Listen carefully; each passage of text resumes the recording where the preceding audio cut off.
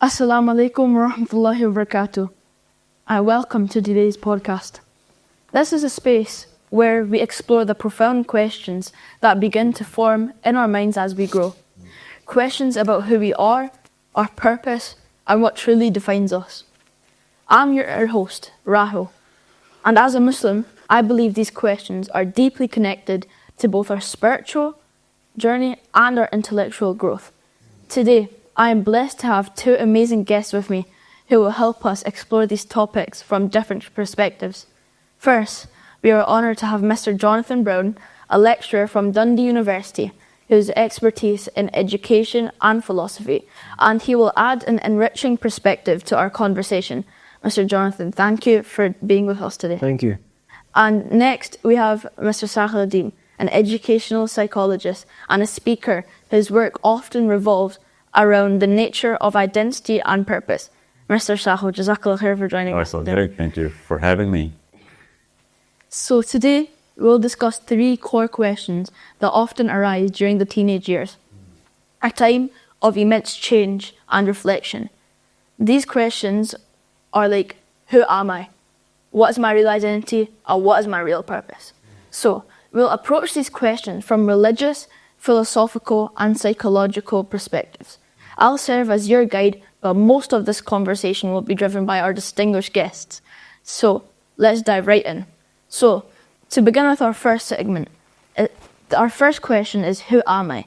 This question lies at the heart of our understanding of ourselves. So, Mr. Sahil, how would you approach this question of who am I? This is as deep as philosophy can go. Okay, who am I? Okay, so I hope you understand the word philosophy and the difference between philosophy and psychology. Because philosophy explores psychology. Okay, it's not the other way around. Yeah. So who am I is a question of philosophy, not psychology. It's going to pay a lot of inroads into your psychology. It's going to make you behave that you're going to understand the meaning of who you are. So a shorter answer right now, so that we can begin this whole conversation, that you are a unit of a very big system. If you don't understand the big system, you won't understand who you are. We, you, me, everybody else, 7 billion, 8 billion now planet, and the billions of people who've been around. It's part of a system. Think of it like a wave going to a certain point. Okay, and we are a unit of that whole system. And hence we need to be a part of this, understand it, and try and contribute as much as, I can not just contribute, drive the system. Yeah. Okay, and that's your innate God-given disposition. That's why a lot of inner callings, actually, whoever goes through that and understands the inner voices, hears the same voices, no matter where he's from, what kind of religion. And he's got to take over and try and drive towards a certain goal. The mutual definition of good, the mutual definition of evil, trying to be a part of the battle and win it every single time. For that, you need to get those capabilities and learn knowledge structures and understand skill structures. Try and see whether you can actually drive your self-esteem of how much knowledge you have or how much skill you have, and am I actually even being a part of that bear fight, the big fight. So who you are is just a unit of a system. Understand the system and you'll know who you are. Thank you very much. And Mr. Jonathan, coming from your perspective, how would you approach this question of who am I? Yeah, I love that answer, actually. I thought that was a lovely answer. I think, so Rahul, the question again was, who am I? Yeah. Is that right? Goodness. There's so many ways we can answer that. I think, for me personally, and it's lovely to be here to speak as myself as well as a lecturer, I think, we are children of God. And I think that pattern that you were talking about, part of that pattern, that tapestry, is like taking on that likeness and participating in that. So that would be a perspective that I would have. We're also like an individual identity. And I think who we are is like that expression of, what is within us and then what's without us. And for me, I'm doing a PhD at the moment, which is like a really long essay, right? Yeah. It's a lot of studying. And it's around well-being, what I'm investigating. And one of the key things that I'm finding in my research is that our well-being is really based on a relationship. And it's relationship between us as subjects, as individuals, and then reality, you could call it, the world as it is. And we have to find these harmonious ways of being, right? So for example, if I just kept eating as much junk food as I would want, that's not going to be a harmonious way of being, because the way the world is made, if I live that way, it's going to make me ill, right? It's going to put on extra weight. I'm going to have health conditions. So I have to find in myself a way to have the best relationship with reality. Reality would be a big word, a word I'd be more comfortable saying might be with God, right? And so I think who we are then is individuals who are part of this pattern, this tapestry. And I think we're on a journey of trying to establish that relationship. And then I suppose a big part of then in with that identity is what is that thing we're having a relationship with? And I think maybe a lot of what we'll speak about is as we move through our lives, there's lots of things that are put up in front of us as this is the thing you should have a relationship with that will make meaning in your life, that will make your life good. That's another big philosophical question. What is the good life? So is the good life a life if you have a relationship with lots of money? Is the good life a life when you have a relationship with lots of success? Is it when you get lots of good grades at school? Is it when you're really popular? Does that make sense? And so we have these things we have a relationship with. So I think we are people who were made for relationship. I think that who we are as a person comes about as a product of those relationships. And a really important question for me is, okay then, so what's the best thing that we can have a relationship with? That's very nice. So... Really? Oh, does that pass? Sink it into it. Yeah. Okay, cool. So That's good. yeah. So as Muslims, we also think of this question in the context of our fitra. So our natural disposition, and how does that align with what you're saying? Oh, okay. Well, you need to explain fitra. I'm not a Muslim, so I'm afraid I don't know that concept. It's a natural disposition. Yeah. Universal disposition of every human child that ever going to be born or was born. There's a common disposition. Okay. That a human child is going to behave according to that element of the basic disposition of good, trying to achieve good, understanding why it is, what bad is, what evil is, why not to do or commit evil. Your natural basic disposition of the human mind. Okay. That's fitra. And that's fitra. And then, so what was the question then with this? So, how would you align with what you're saying with fitra? Oh, okay. So, well, we've got an education psychologist here. That gyroscope of morality is actually sitting on that disposition, right? Yeah. And it's so common in every human being. Yeah. It has to teach morality to any religion or creed or a culture. They all have it. Ethic emerges, yes. Yeah, it emerges from that gyroscope. It's just revolving, to and fro, good and evil, yin yang, going on. Yes. But to naturally be repulsed by evil and to naturally get attracted towards good is the fitra. Oh, so it's that guide, it's like a navigation thing. Yeah, that gyroscope, thing. yeah. Interesting. So, I guess what I'm thinking of then, this is a new concept for me, but what I'm thinking of as we have an education... No, but in the Torah, the Old Testament, yes, the literal verses that God actually, every child is born in the image of God. Yes. That image of God is the fitra. Okay, that like... Genesis, yeah. Oh, okay. Oh, that's really interesting. That's actually Matthew's as well. And also the Quran, the same verse. Oh, is that right, really? Yeah. And so, but the word here is fitra, and that means like the inclination, the image of God. Yeah. Well, so then I think, so here's an interesting one for you. Well, I was actually just speaking to your mum about this. We talk about having a purpose or aim in our life, right? And when we look at the word for sin in the Bible, we can have in our culture nowadays, we can think of sin as a wagging finger. Like all those naughty things you shouldn't do.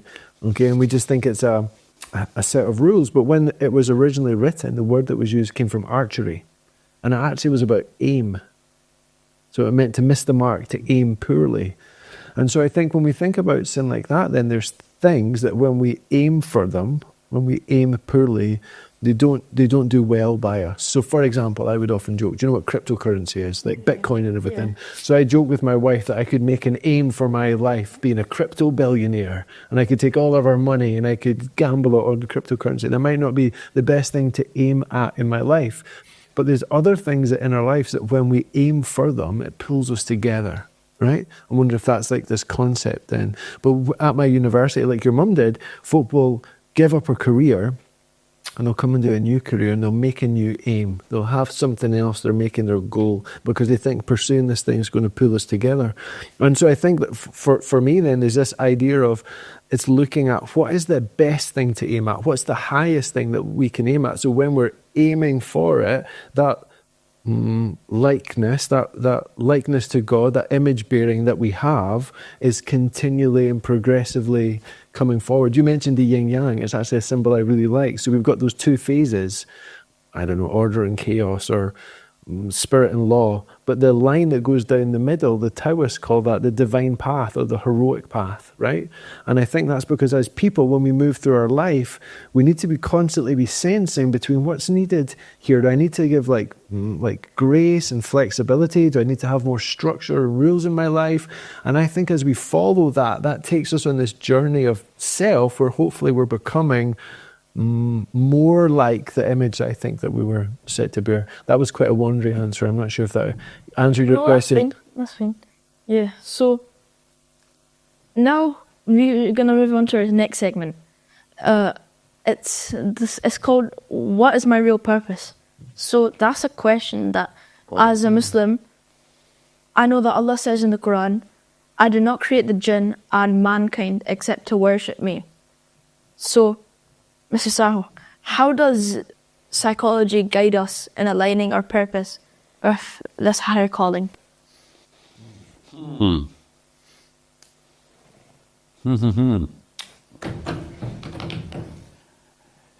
Understand the word prophet. You understand the word prophet? Yeah. What is it? Messenger. No. So you break it down. What is a prophecy? Like the story of a prophet. No, that's not. Prophecy is, an event in the future, and you can tell right now. It's called a prophecy. Okay, something that you can tell is about to happen. Okay, whoever can tell that is a prophet. Yeah. Okay, in the dictionary. Now you will see from the Old Testament, okay, the New Testament, and the Quran. You see a list of prophets, and understand. Okay, I'm trying to build up the very reason for purpose first, so that you can understand how important this word is. You can't just take it casually, okay? You're 14 now, coming in the game now. Actually, you should have been in the game a couple of years ago. You're 12, you're 13, 14. You need to really ground yourself with the word purpose. Because the absolute difference between good people and bad people right now in the world, and it's ever been, is that the good people understood the word purpose. So there are only two kinds of human beings you'll find. One with the big, greater purpose, and one who are aimlessly, wandering around the planet, living day to day or year to year or event to event. And that changes their morality and everything. And sometimes they're really good, but they're not tied or anchored to a purpose. So you cannot rely on their good. Yeah. Okay. So that's how important the word purpose is. So that's why I started with the word prophet. Okay. Now, there are two kinds of prophets. And both of them do the same thing. They're prophesizing the future. Some of those prophets are sent by God Almighty Himself, guides them, literally tells them what's going to happen in the future. So you open the Torah, you find all the prophecies of what's going to happen. Okay. You find the New Testament, you see the book of Revelation, all about what's going to happen in the end. In the end, see? Right? This word inside your mind. The end. So these prophets are talking about the problems of the end, and they're just trying to solve them right now. So the story had an end, and they know the end. They're telling everybody the end, way ahead in time. Okay, it's going to happen thousands of years from now, if not hundreds. And every prophet is trying to tell them this is the bigger problem, and your purpose is to make sure that problem doesn't happen. Okay, purpose, and they're trying to build, parenting models, making knowledge go through every woman and man so that their children will bear that knowledge, trying to equip themselves, not let that thing happen. And they're good prophecies as well, okay? So they're trying to make sure that they do happen, and there's evil that's about to happen. They make sure that, kids are prepared, women are prepared, girls are prepared, boys are prepared. Now that's one kind of prophets. To Adam alayhi salam, from Adam to Muhammad bin Abdullah sallallahu alayhi wa sallam. Yeah. All of these prophets did the exact same thing. Foretelling the future, foretelling everything, and reverse engineering a certain message so that that thing wouldn't happen, or it can get delayed as much as everybody can muster up to delay that event. And there are other prophets as well. Those are not guided by God, but they're guided by their fitrah. Okay, they're not sent by God. We're all sent by God, right? We came because of God, right? But they did not go through the Bible or the Torah or the Quran. They go through their own disposition, and they're trying to solve those problems as well. Be it Aristotle, be it Socrates, be it Hume, Descartes, be it Immanuel Kant, all those philosophers. They start pondering over what is going on, and they're trying to come up with the solution to a problem that they're actually yelling about in their books. Okay, from a person's problem to a group's problem, from a local problem to a global problem. Read their books, you'll find out. They're doing the exact same thing.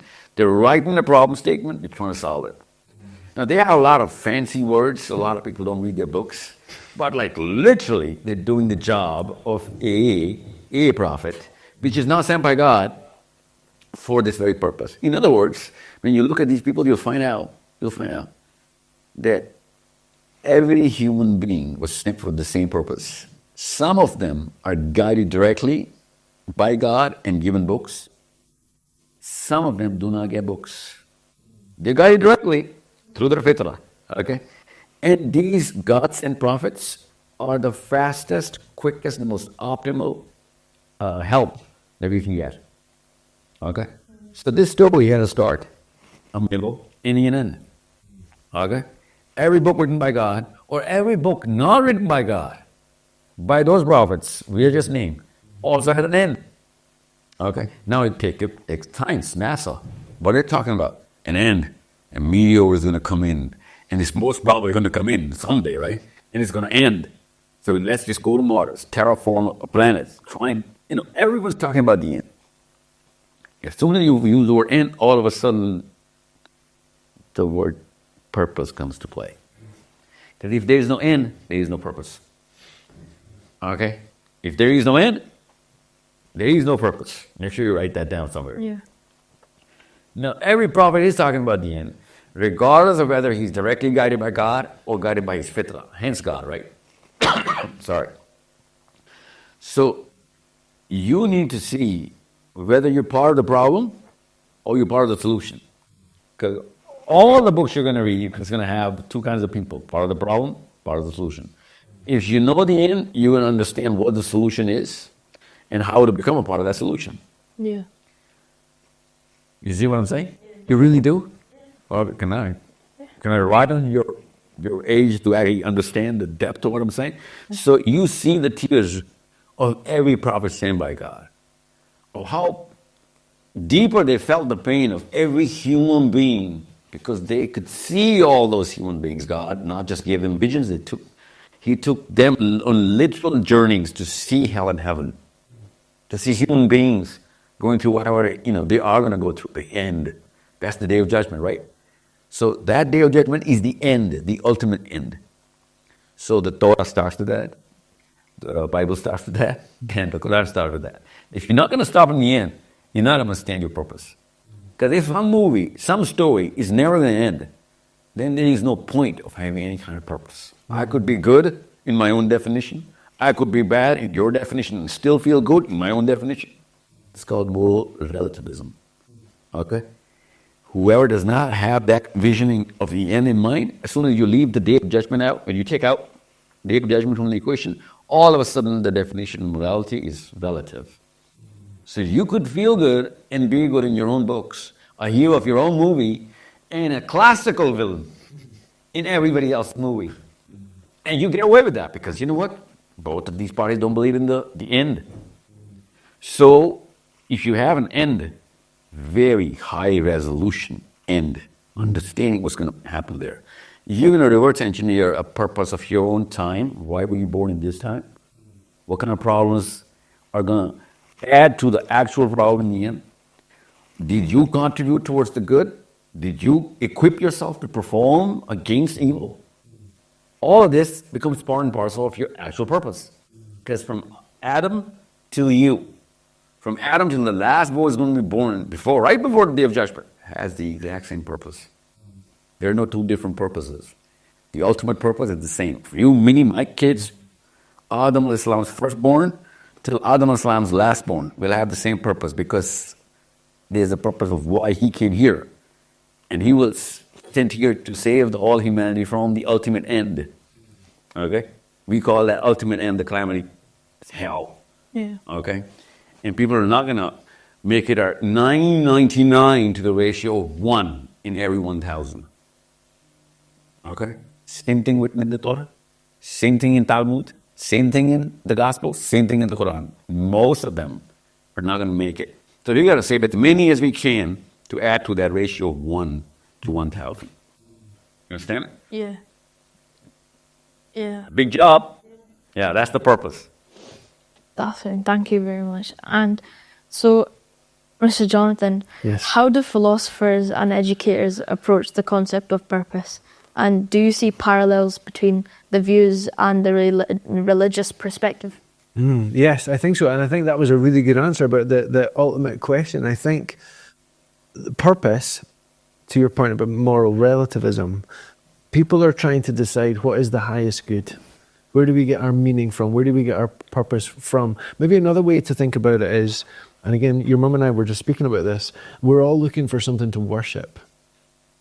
And people are choosing different things that they're going to have as their highest good in their life that they think is going to give their life purpose. So for some people it might be being popular. For some people it might be, I don't know, being really successful in one particular field. But they think this is the thing that when I devote myself to it, it's going to give me purpose in life. Do you remember earlier we were talking about sin could be aiming at the wrong thing?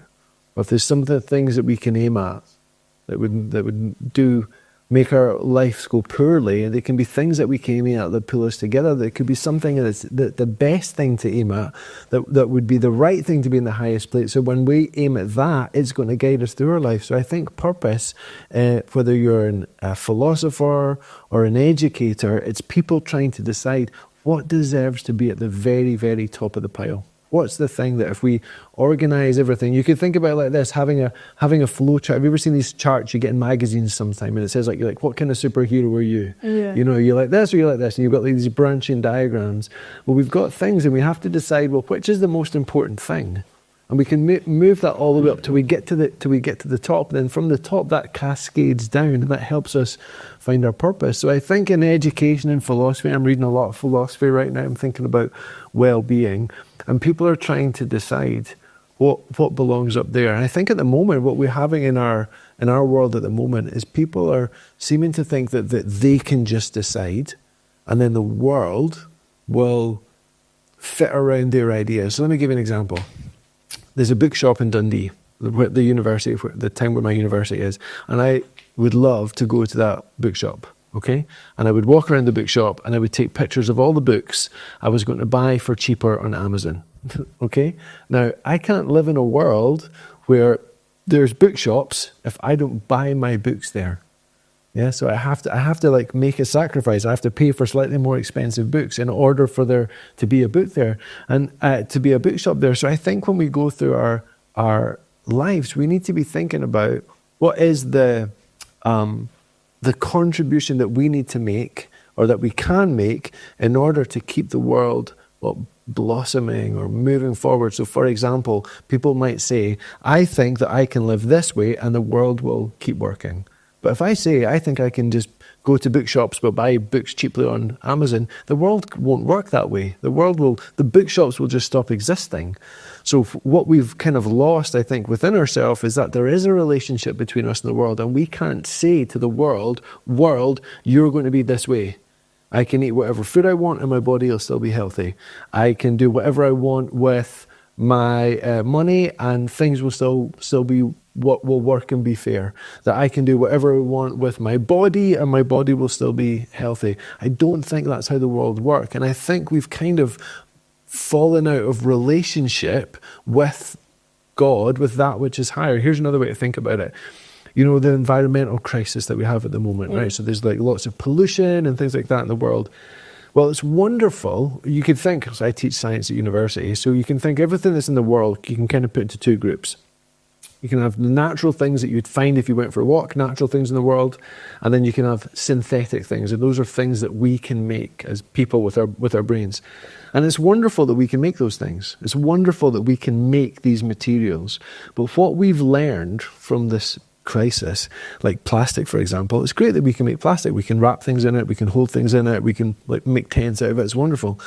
But we can't make it to any extent that we want. If we just make all the things that we want and don't pay attention to the world, we end up with pollution. That's what that's literally called, pollution. It damages the environment that we're trying to live in. And I think in that sense, you could say this pollution that we're having is because we've fallen out of relationship with the world. Yeah?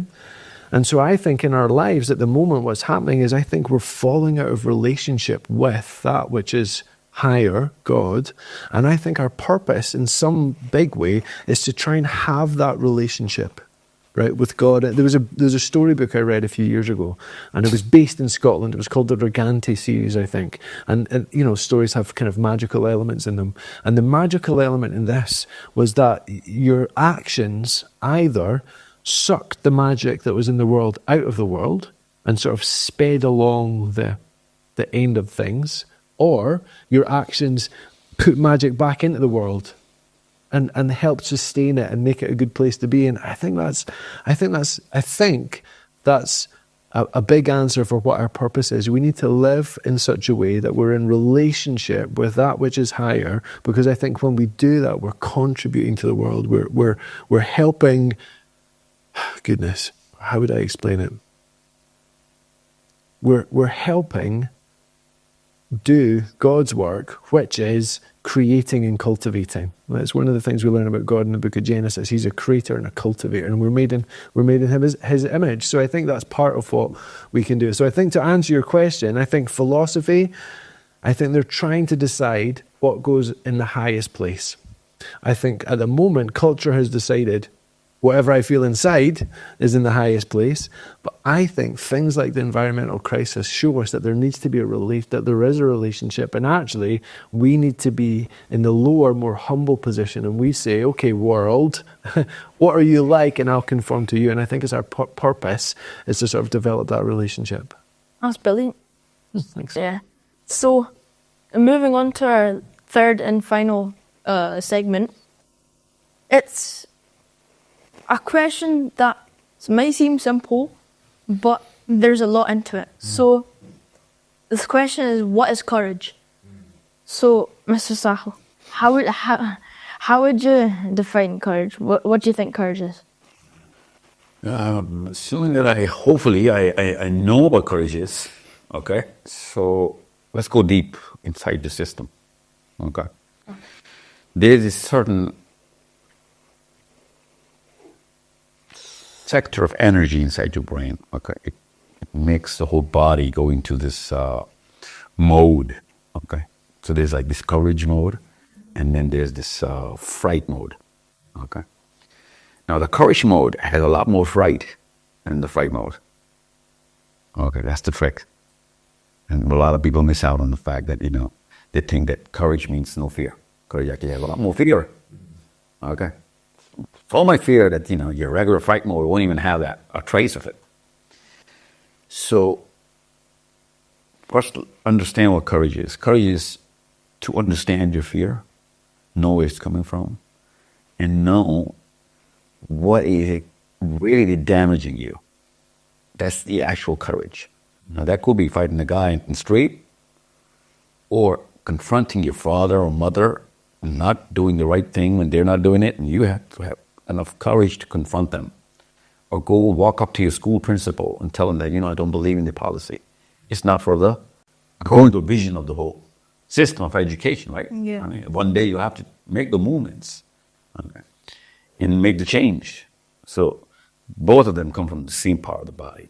Actually, there's an organ for it. Okay. So you see those tentacles on the cockroach, those antennas. Yeah. You know what they're for? What? There's sensing danger. Okay. Obviously, the cockroach does a lot more than just sense danger, but that's primarily the function of the tentacle. We have those tentacles too. Like literally, literally the same tentacles.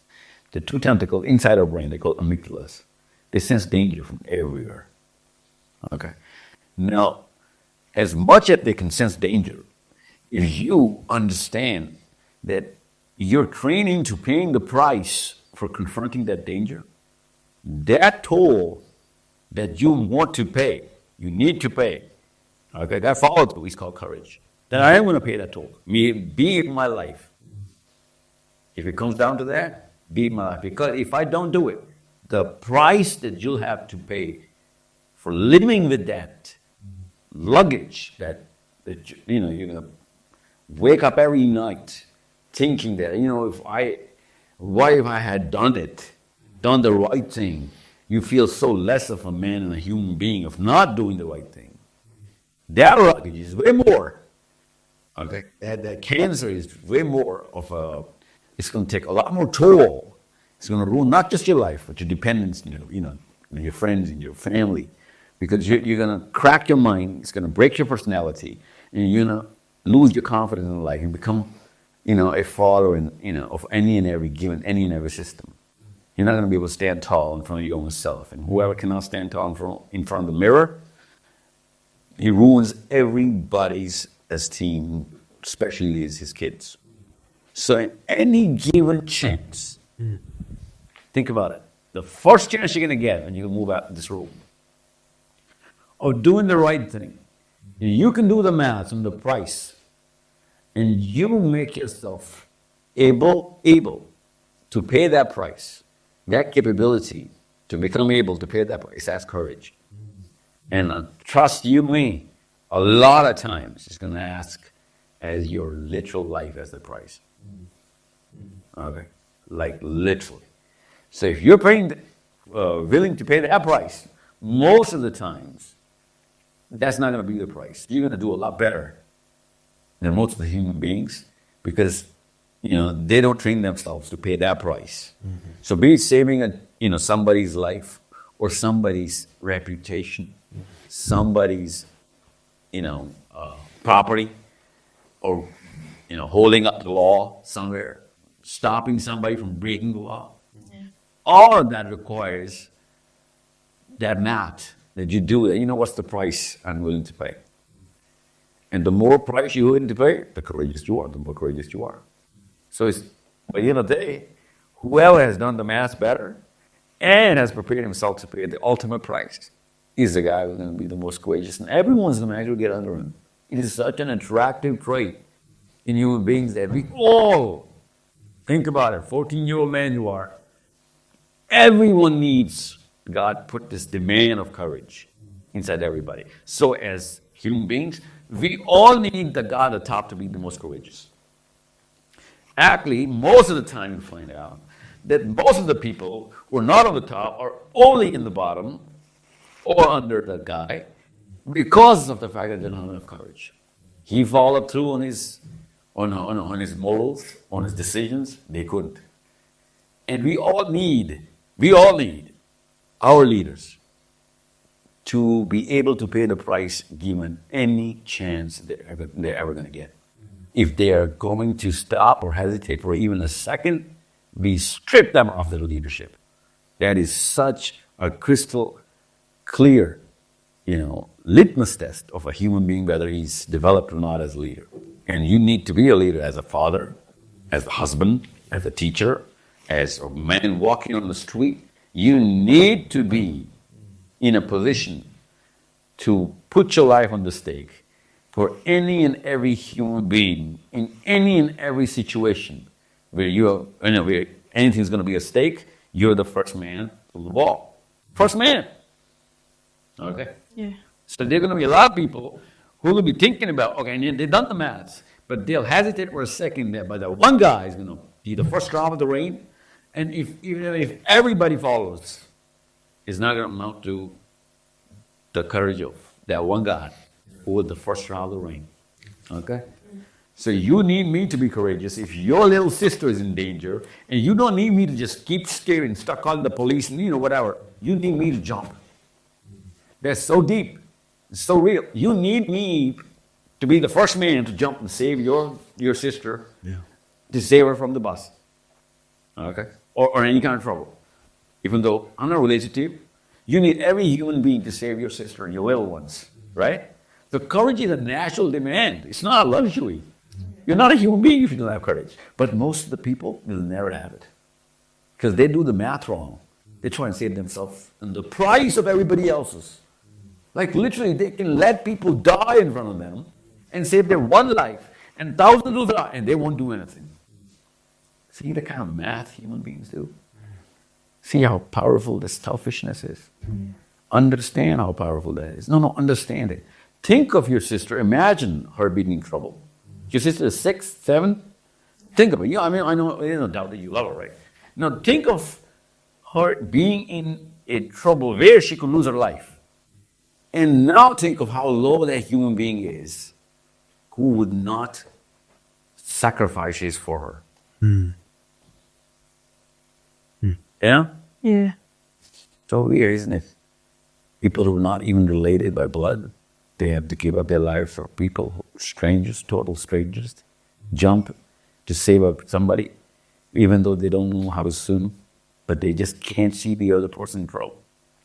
You know what I'm saying? How come we absolutely love, we absolutely demand that sacrifice from random strangers, man? How come? Think about it, okay? Spend the rest of your life thinking about it. That you demand total strangers to jump in the water, the deep side of the pool, to save your sister. Okay? Yeah. That is the bond between all human beings. Yeah. Yeah, we're supposed to do it even for animals. You know that, right? Yeah. Even for animals, we're supposed to do that. A human being is a way, way higher, commodity. So understand what courage is, why courage is, and who is courageous. These are the 3 things. Oh, wow. I know. It's like the ultimate prize that we all, we have gavels in our hands. Passing wordings about total strangers, not even being human beings, disqualify you as human beings. You didn't jump for my sister or anybody else's kid. Why didn't you jump? This is so natural. It's built into every little cell of my body and yours. Wow. I know. That's great. So, Mr. Jonathan, how would you define courage? Yeah, well, I love that idea about sacrifice. It's interesting. I've been thinking about where in culture we're apprenticed to sacrifice. Like, where do we learn to do that? Where do we learn to see the small things that we can do? There's an idea that, practice makes perfect. Yeah. Right? Well, we often say that practice makes permanent, right? And one of the things that we know about neuroscience, which is like the science of our brains, is that the things that we practice, the more we practice them, we could think about little pathways getting made in our brain, and those becomes more established and more firm. So what that means is the things that we practice are the things that we become, right? And so I think for us, that call to courage is a call to practice in very small ways courageous acts. So for example, sacrifice. We want to be able to sacrifice and do something heroic like rescue your sister. But one of the places I think that comes from is small sacrifices daily. It's like building a muscle. So let's give you an example from my family, okay? I would say this to one of my sons all the time, who will remain nameless, but he knows which one he is, okay? When he finishes his bit of toast and he leaves his plate on the table and he doesn't go and put it in the dishwasher, do you know what he's doing? Waiting for someone else to pay the price. Waiting for someone else to sacrifice their time to clean the dish. See what I mean? And I say to my son, if you want to be able to be courageous, to offer big sacrifices later, you actually need to value the small things that you can do now. So be a person that looks for the small difference that you can make and don't look down on that. So get accustomed to saying, let me take care of that. Let me do that. We started off by saying we're part of this big pattern. And I think part of the pattern that we're part of is that we're cultivators and creators, that we're made to care for and to tend and to look after so that things grow and flourish. I was out for a walk the other day and I was praying. And I was praying about this and that, different things. And I walked past some rubbish on my street and I saw it and I thought, I don't want to touch that. And I kept walking and I felt God say to me, if you won't pick it up and make it better, who will pick it up and make it better? And this is such a small thing. It was a dirty crisp packet.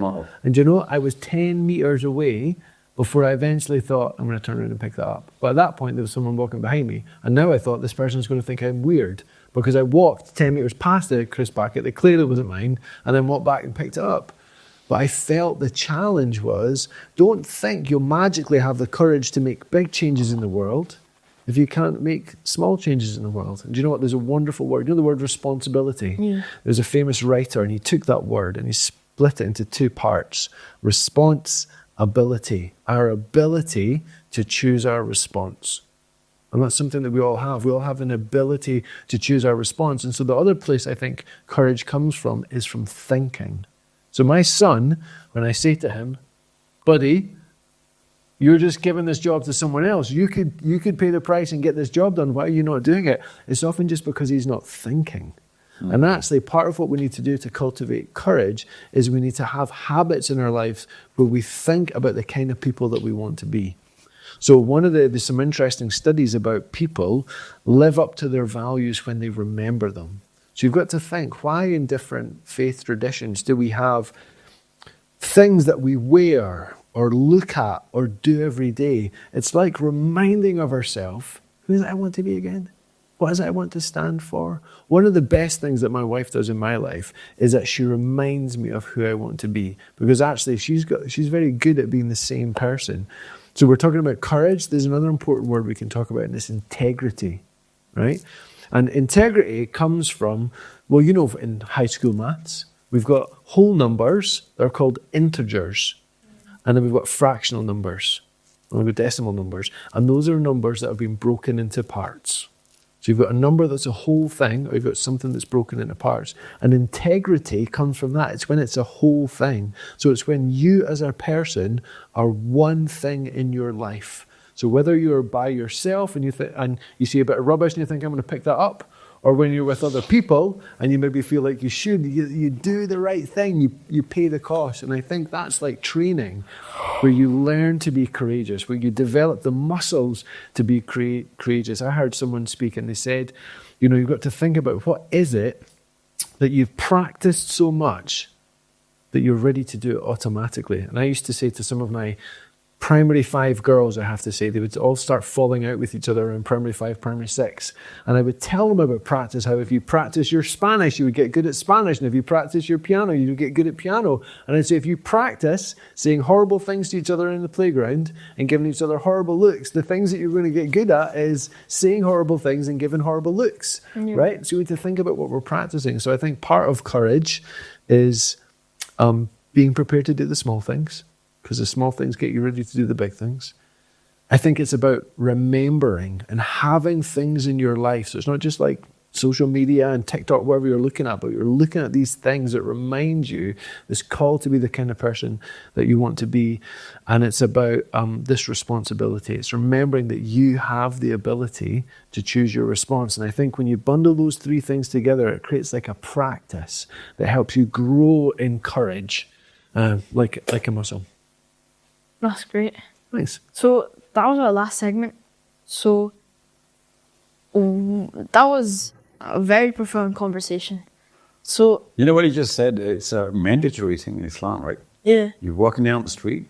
You have to. The Prophet said the pathway has rights upon you to clean it. Yeah. It's like if you're not doing it, you'll be punished for letting go of the responsibility and making somebody else pick your slack. Because there are no coincidences in Islam. If you saw something you were given an opportunity to rise yourself up in character, right? This is an opportunity. It's not any random haphazard event that just happened. So, cleaning Scotland from wherever you go, that's the job of a Muslim. Okay? You need to understand. The one symbol of the Prophet ﷺ that everybody knew him for, that wherever he passed, the place got cleaner. Wow. The place got better. That's like, it's not some ihsan you're doing. It's not a favor you're doing to anybody. It's part and parcel of why you're sent on this planet. Okay? You're sent on a dirty planet to clean it. You're sent in a place to make it better. Yeah. If you pass through that and it becomes worse than what it was, you are the problem then. And if it doesn't get better than what it was, then you're a way bigger problem because you let people justify it to a pattern of practice, which he said. Okay? So because his children are subconsciously going to do whatever they see him doing consciously. So your people who are going to follow you are naturally going to justify that, you know what? There is reason not to pick up the dislike of somebody else. Yeah. And you can be that change in your school. That's the incredible. Do you know, if I can say one last thing, there's a video, and it's. Do you know this? The music, not the musical, the movie, The Greatest Showman. Have you seen that? It's got Hugh Jackman in it, right? Well, there's a video of them, and what they're doing is they're rehearsing, okay, and the little blurb at the start tells you that this is the performance that they need to do to get the money to make the movie. So they've been given a little bit of money to sort of come up with songs and to come up with a story, but they're going to have this one performance where the people who are going to write the check are going to decide, do we think this is good or do we think it's not? So there's a lot that's riding on this one performance. It needs to be really good, okay? And there's a lady, and she's the main singer, and she's speaking to the camera, and she's saying, she's just so nervous. She's never done anything like this before. And she keeps getting this invitation, come out from behind your music stand and just really sing, just really go into it, okay? Now, I watched this a couple of times, probably every month, and it would stir me, and I would always think, why does it stir me so much? And eventually I realized, okay, because what happens is she starts singing, she's very nervous, very nervous. You know what a backing singer is? Just someone in the background. There's one guy in the background, and he has one sentence that he sings by himself. But do you know what he does? While she's singing, he gets his feet up on the chair, and when it's his turn to sing his one sentence, he stands up and he sings it with all he's got. And it's like you feel something ignited. And it's like this one guy had one tiny sentence to do, but I think the whole movie got made because of that guy. Because when he stood up and did his one small thing to the best of his ability, it inspired everybody else. And everybody else did their best. And so I think when you're in your school or in your house or out and about in your life, we shouldn't look down on these small things that we can do. Because like you're saying, you're slowly making the world better. And other people see that and think, goodness, I would like to be a kind of person who make things better. I like who I am when I'm with you. I like how I feel when I'm with you. And I think it's a wonderful thing to offer. That's great. So, think about it. No, think about you in school. Think about people around you in school. Think about edit their colors around you, and they're going through you to people's bodies, and you're sinking them into your colors. Think about it. Unless you imagine that picture, you're not going to have a strong enough effect on people. Okay. Right now, there's some colors coming out with you and going inside me. The way you look at me, the way you're, Imagine if you're doing something. Look at the intensity, man. Experience the intensity of the flavor. So if you're doing something, you pick it up, you're cleaning up a schoolyard. Okay. All of a sudden, everyone in the school becomes a better human being. Because it's called a proof of concept. Okay. You're not just seeding that concept in, you're actually making them do it. And they'll be doing it, first they'll be doing it in hiding, in privacy. And then they'll start to muster up the courage to do it in public. Because, you just stay in front of them. Okay? So you need to break the shyness of people doing the right thing. Yeah. And somebody the first man who does it, breaks the shyness. Yep. All of a sudden people want to say, that's the least we have to do now. The standards go up. Okay? So if you're not the first man through the wall, all right, you did so much damage that you stopped them from becoming the first man through the wall as well. Okay? Because then you give him one more excuse not to do good. So it's a double-edged sword. If you're not going to do good, you actually do bad. Okay? So take the initiative. Make sure you are the initiative. Make sure you are the first drafter. Make sure you're the first to draw the rein. If you're not, do not blame anyone else for being timid, and you needed him to show courage. Do not blame. If you're not the first to draw the rein every single time, you have no right to blame anyone else for not doing the right thing. Okay? Yeah. You know, it's not just an honor. It's a basic need. Awesome. That's... And you know what? I'm going to meet you next. Maybe never. So I'm trying to do whatever I'm sharing now. Okay? And because of you, I'm telling you, every 14-year-old is replicating this thought process. Whoever's going to watch this video. It is that beautiful. They're all a single organism around the planet. Whatever change you make starts, it's like a guitar string. You pluck here, notes starts playing there. Okay? Yeah. So, I want to thank both of you for joining us today and giving us sensational answers to these questions.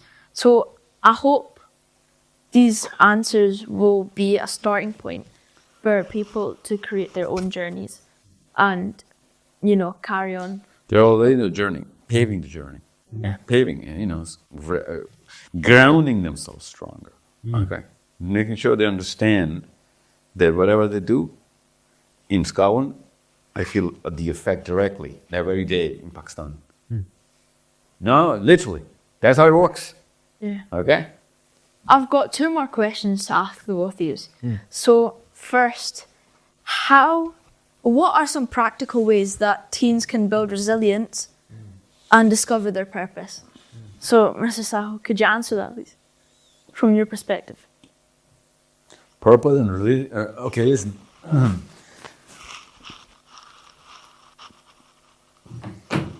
Purpose. If you do not have the purpose or a strong enough purpose, okay, it is never going to let you build resilience. Resilience is anchored into some sort of an objective that you want to achieve. And you can get some resilience because of, your force of habit or the kind of culture you're coming from. But it is not going to come to a level where you are going to come to the best of yourself. Okay? So every single cell has a certain potential. All these cells combine for a certain objective. Okay? So in a man's journey, in a human life cycle, you need to have a very strong anchor. And let's just say, if you were training for the Scottish Marathon, if there is such a thing, okay, you would have to work out for a certain number of hours every day. And you go through a lot of trouble from zero to getting to a good marathon runner. Focus on what I'm saying, okay? So you have to spend a couple of hours a day. And you see a lot of people doing it 4 hours a day. You're like, maybe I'm going to come in the top 10 or make the first draft of 5% or whatever. But then all of a sudden news breaks out that, the top, this is, the Olympics that you're supposed to be trained for. All of a sudden, the objective, the purpose changes, and the number of hours from 2 becomes 24. Your diet routine changes from whatever you can casually eat, but now you cannot make a single mistake. Hell, you have to look at every single type of protein going into you because they'll be testing you for it. And all of a sudden, the standards change. Okay? So your number of hours will become number of weeks, number of months before the Olympics. So if you have a bigger purpose, that purpose trains you into a higher level of resilience. And if you do not have a big enough purpose, your body is designed against resilience, okay? Every human being would rather be a bomb, okay? It is our purposes that are driving us out of our homes, our beds to begin with, and then out of our homes to do whatever we can to get enough, back home so that we can deliver. So if you have a very bigger purpose, let's just say take over the world. Take over not just the world. Understand, go up to the universe and make people understand what's going on in the universe, all of a sudden your demands of resilience are through the roof. So if you do not take up your school right now, you do not take up scholarship, you do not take up the planet, you are actually working against resilience. So if, let's just say I give you a target of, you got to top every subject, ace every subject in school. I've capped your resilience. Okay. But if I tell you that you got to invent new things in that book of physics, you got to theorize another equation of mathematics, that school, that country, that planet, all of a sudden you've surpassed. But you got to work a million times harder now. You got to understand really bigger and better things and meet different kind of teachers. You got to go meet the Nobel winners. You got to go meet the Fields Medals winners. So understand how to actually come up with a new equation, right? So all of a sudden, you're going to have the same kind of toll to pay, same kind of toll at body level, mind level, but you'll have a totally different standard to actually aim for. And people within your realm will not even understand how you're progressing so fast and so much. Okay, so the purpose is anchoring the level of resilience, the demand for resilience, obviously. So if you do not have a purpose, I don't know who came up with this question, but somehow, ironically, they couple purpose and resilience. Most of the time, I have to use the word purpose when I'm answering the word how to build resilience in a child. Because if there is no purpose, there is no resilience. Human body is designed against it. Okay? We have to fight our own system to become resilient. We literally don't want to work. The natural need of a human being is to not work. Okay? It's good for us, but we're not designed for it. We came from heaven directly. In heaven, it's not heaven if you have to work. Right? The very definition of heaven is that I don't have to do anything. So since we are the sons of Adam alayhi salam, we are from a planet or system of planets where we cannot work. That progeny is against resilience. This is a test. We better be humble and start working every single day and every single angle to earn at that level where we do not have to work for a single day. Okay? This is the whole loop. So, anti-up, buddy. Better work. Okay? Yeah. So, Mr. Johnson, how would you answer that question? Which was about purpose and resilience. Yeah. Good. Well, I think that was a very comprehensive answer. So I'm going to try and take it from a different tag. So I think for purpose, sometimes when I'm working with children in schools, when they're thinking of purpose, they're thinking of profession. What should I do with my life? What job should I have? Okay? High schools are asking you to think about your course choices and what job will you have and what will you do after school and all that kind of stuff. And I think for a lot of children, that can be a really hard question because you don't know yet. Right, because you're still a child. I used to think it was like being asked to decide the haircut I was going to have for the rest of my life when I was 14. It's a terrible thought. So probably would have had a haircut I would have regretted, right? So I think in terms of purpose, instead of think of profession, I would think of person. So don't think about what the profession you want to have. Think about the person you want to be. And then practice setting for yourself micro purposes, mini jobs. So for example, can you make a purpose for yourself that you won't walk past later on the street?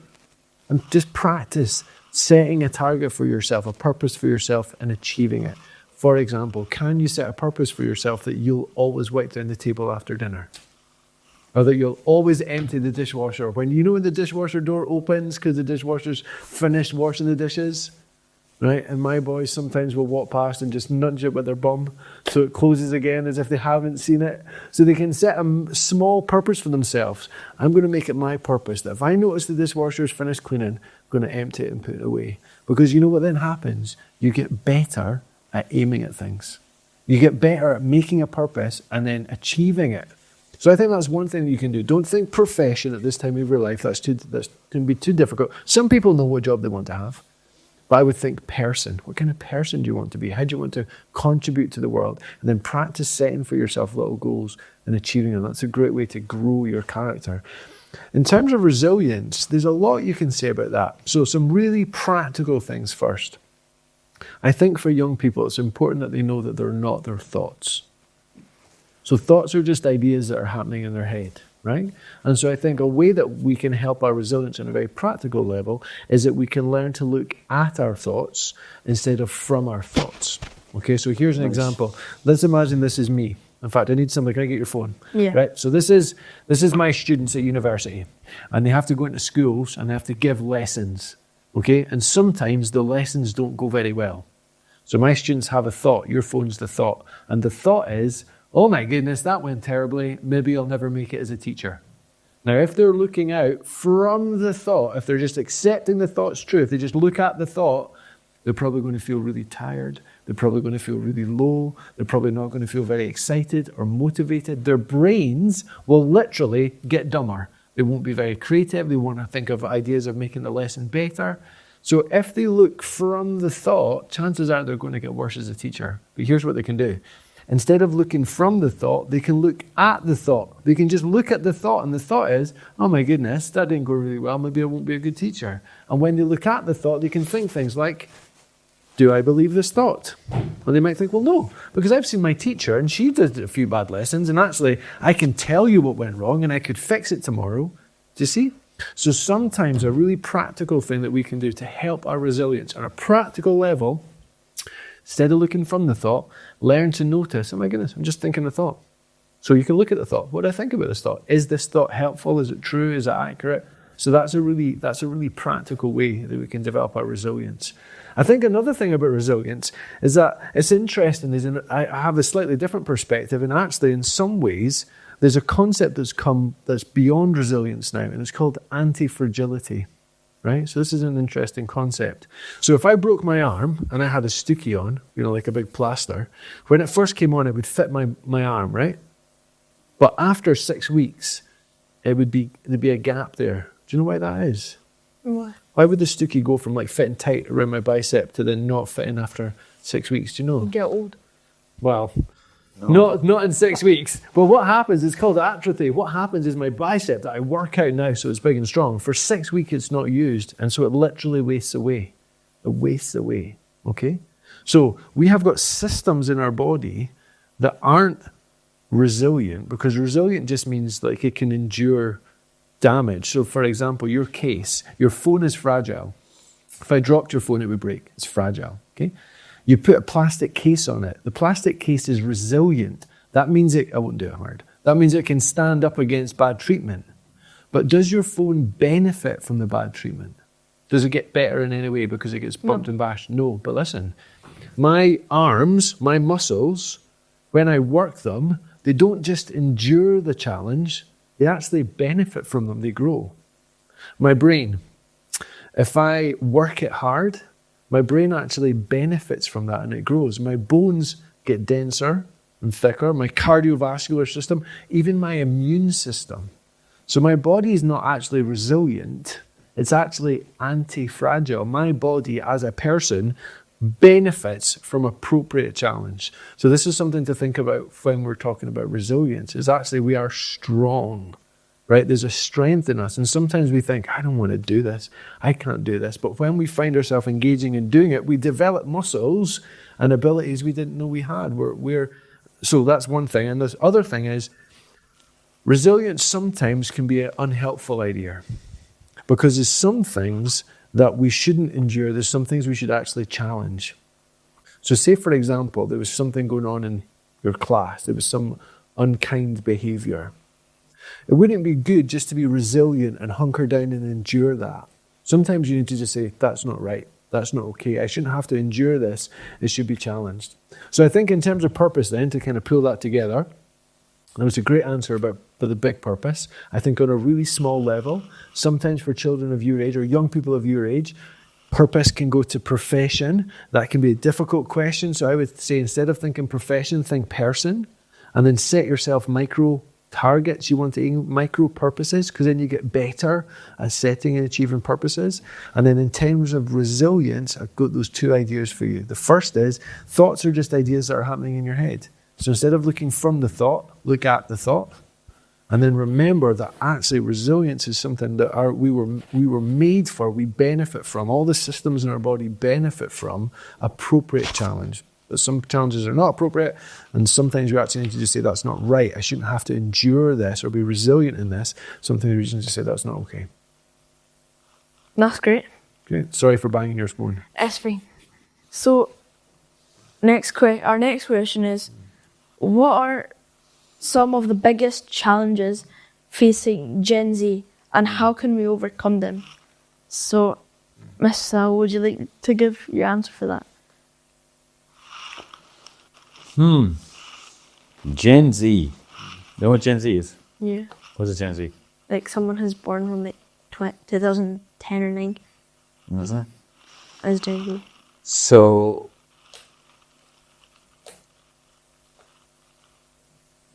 see, every 100 years, there is an opportunity. Every 100 years. And I'll tell you why it took 100 years. Because an average lifespan of a human being is about 78, 80. Okay. Give and take. Every 100 years, it is a single generation that's going to achieve a certain age. They're going to have that career at their, epitome. And like right now, the 60-year-olds right now, they're the people who are actually calling the shots in every country, every business, so on and so forth. Social systems are run by these old folks.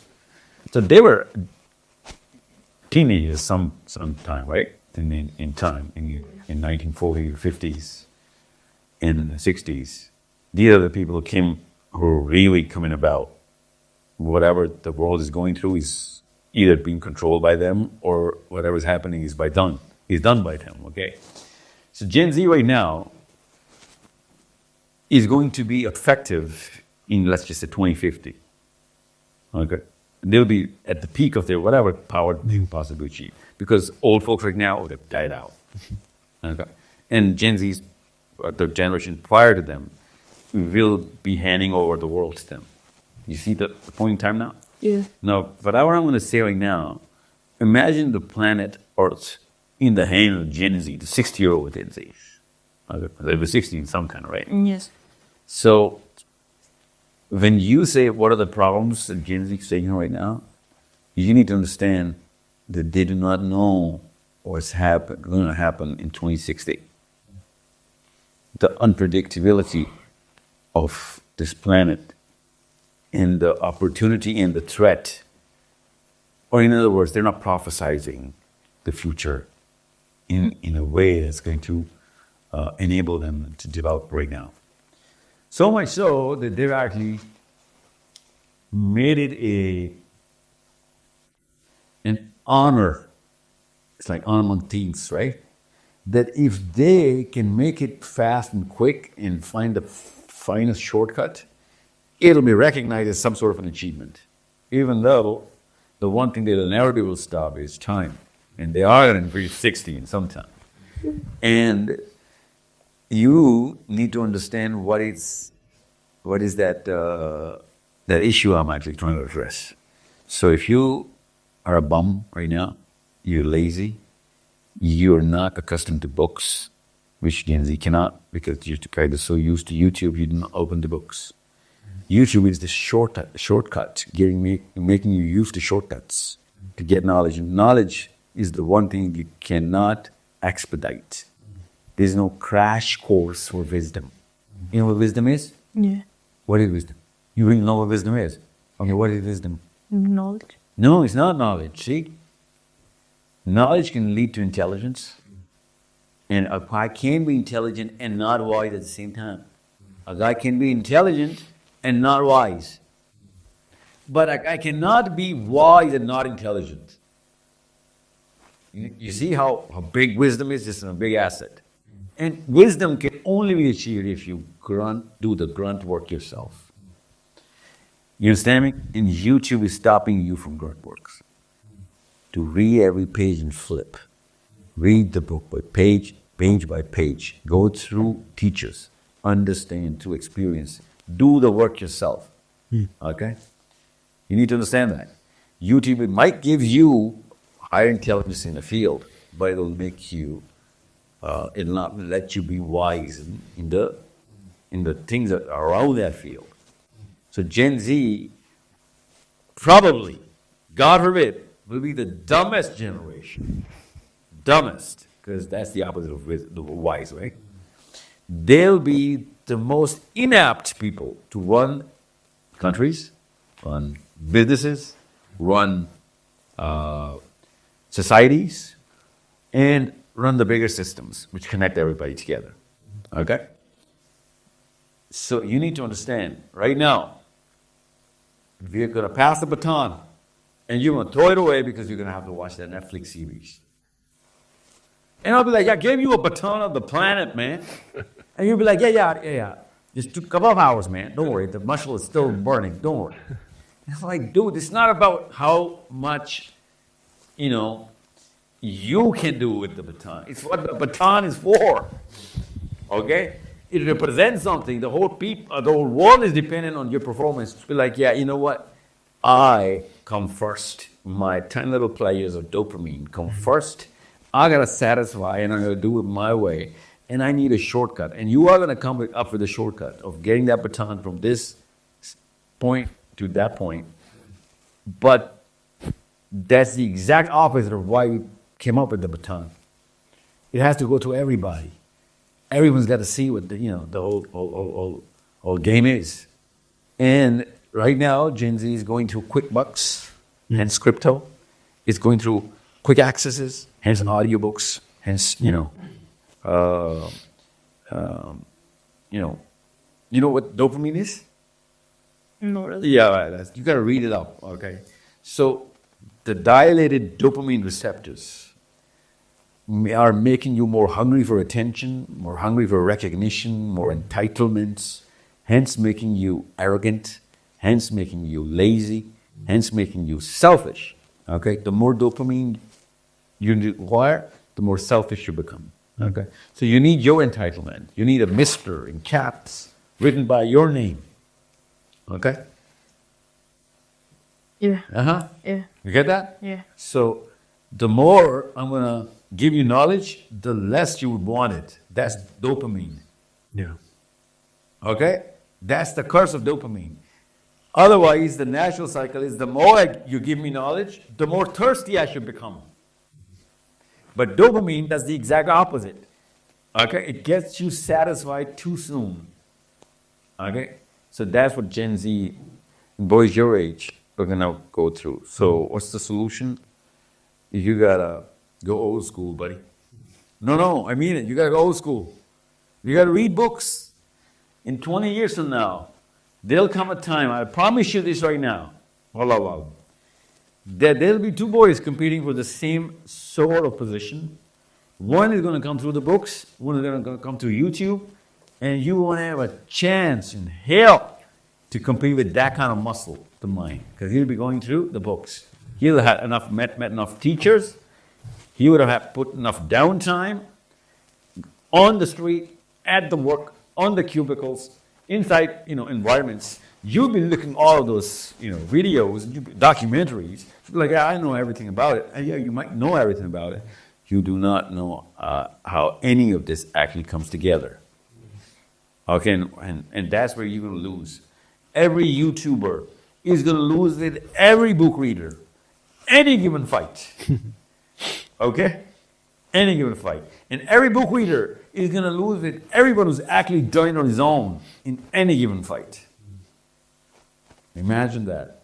So from people who used to do it, became just people who read about it, and then now people who watch about it.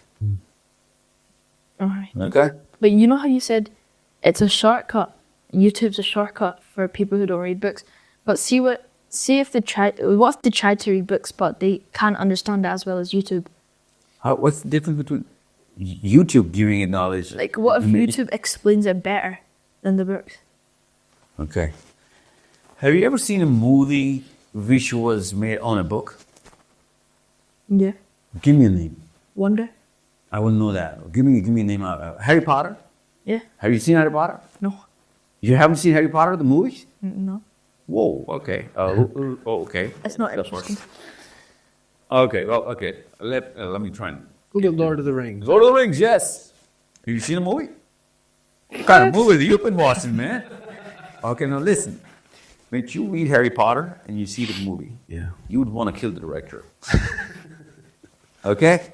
That's what YouTube is doing to actual knowledge. Once you read the book and then you see a movie, obviously there are reasons why they can't put everything in the movie. Like, it's going to be a long movie, you know, someone watch it, and they just try and get the best out of it. But they lose every single thing, which is what the book is standing on, what the writer was thinking. Okay? Of course, they call in the writer and they make the movie. And the writer's like, that's the best you can do with the kind of bucks that you have. So you need to understand, if you read a book, and you will understand that, if you read a book and somebody makes a movie out of it, only then you'll understand what I'm trying to tell you right now. Okay? So don't be a YouTuber, be a reader. Okay? Every invention that you're using in your home right now was invented by book readers. The quality of science has gone down. Quality of literature has gone down. Quality of entertainment has gone down. Because people have stopped doing it, okay, and trying to come up with shortcuts now. Every single thing is going down because we have given up on that effort. Okay? That's what Gen Z's, aiming for. Least effort, most output. Okay? Oh. Yeah. Yeah, it's not good to find shortcuts. It's not good. Okay? And it's certainly not an honor. Okay. So, how would you answer that question? Yeah, I like that answer. So what do I think is the main challenge that Gen Z faced? Okay, I think there's two. Okay, I think we're going to talk about relationship and we're going to talk about sacrifice. So, do you know what dialogue is? Yeah. It's got two people talking. Yeah. What's a monologue? No? From one person's talking. Okay? So I think one of the problems that Gen Z faces, instead of dialogue, they monologue. So instead of being engaged in a conversation with something else, they're just speaking to themselves. So let me give you an example. And a lot of this comes to what do they think is true or where are they getting truth from? Okay? Now, there was a time when I did a lot of weightlifting and I was quite big. Okay? And at that time, to support all those muscles, I had to eat a lot of food. A ridiculous amount of food. You need to picture a ridiculous amount of food in your head. I was eating more food than that. Okay? Now here's the crazy thing.